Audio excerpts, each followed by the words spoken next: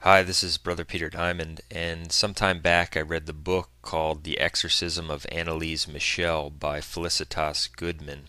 And as the video clips to which we've linked show, this was the case of a young woman who was extremely possessed, about as possessed as someone could seemingly be. And it's a very interesting case because on the one hand, it's extremely sad, but on the other, it's also quite revealing in a certain number of ways. The case deals with a young girl who had been raised in a professing Catholic household, but around the years 14 or 15 years of age, she began having these problems with apparent demonic activity. From things that she said and later confided in people, it seems that her problems started around the same time she began maybe getting involved with young men. So it seems like this may have resulted from her having fallen into mortal sin in one of those situations. I'm going to read a few quotes from the biography of her life, which reveal the extent to which she was possessed. This is a quote from page 34 of the book I referred to. Quote, referring to when she was about to enter a Catholic shrine, it says, quote, she approached it with the greatest hesitation, then said that the soil burned like fire and she simply could not stand it. She then walked around the shrine in a wide arc and tried to approach it from the back. She looked at the people who were kneeling in the area surrounding the little garden, and it seemed to her that while praying they were gnashing their teeth. She got as far as the edge of the little garden, then she had to turn back.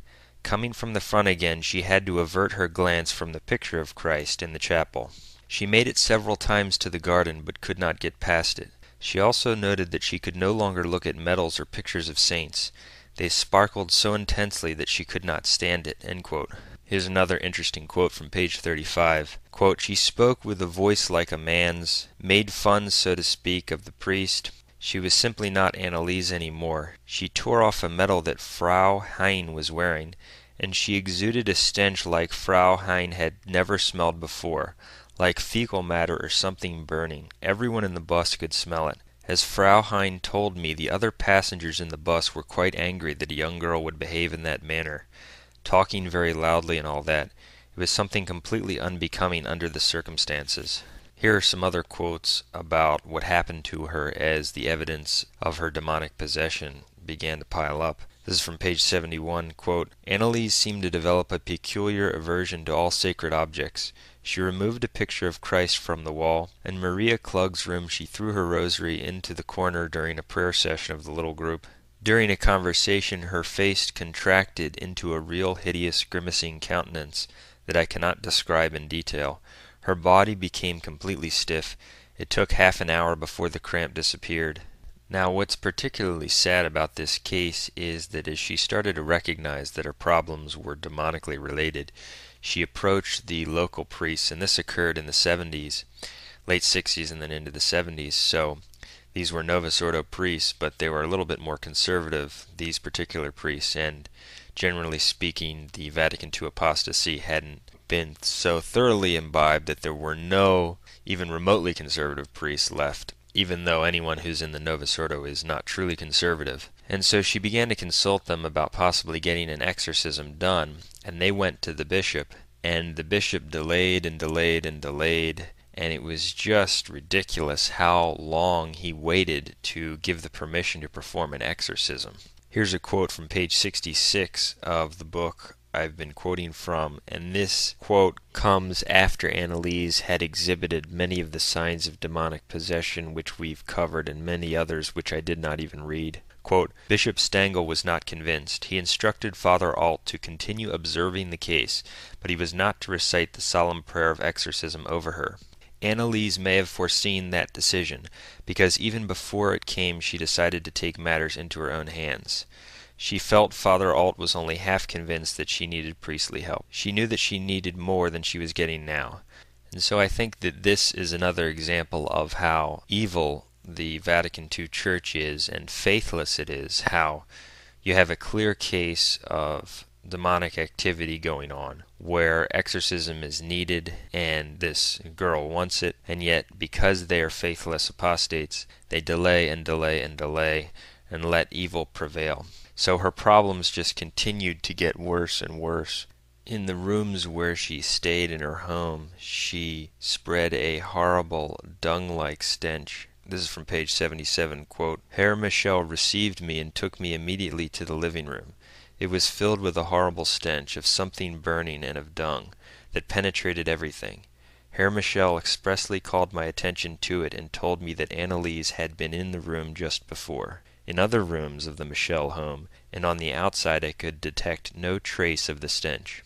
She would remain immobile in certain places for periods of time, claiming that she wasn't able to move. She had trouble eating because she claimed that her will was impeded. So she was in consultation with a number of priests who finally, as they saw more and more undeniable evidence, began to totally conclude that she was possessed and needed an exorcism. And so they began to become more and more persistent with the apostate bishop who had delayed in giving permission. From page 80 of this book we read, quote, In the meantime Father Roth had reported on his experience with Anneliese to his friend Ernst Alt. Quote, Her parents beg me to see to it that she gets exorcised. They also wrote to our most reverend bishop about it. There is no longer any doubt in my mind that the girl is under the influence of demonic forces. Father Alt agreed. It seemed to him that not only was Anneliese under the influence of demonic forces, but that indeed those forces were now living in her, using her body, thus meeting the condition of the Church, together with her aversion to the sacred symbols of the faith, for the recognition of true possession.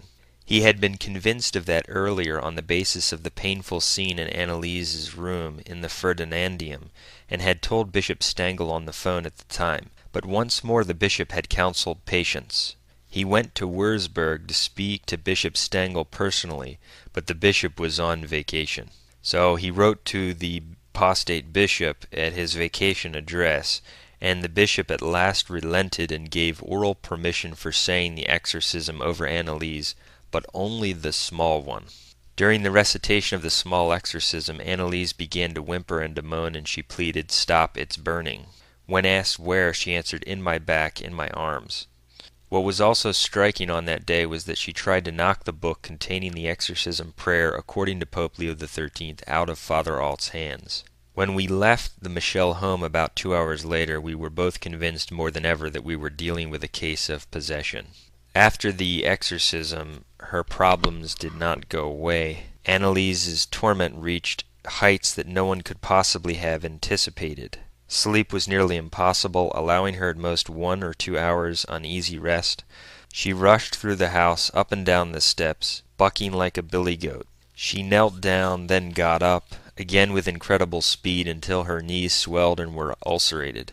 Her coarse, incessant screams, rising and falling like waves scudding against a rocky shore, echoed from the walls.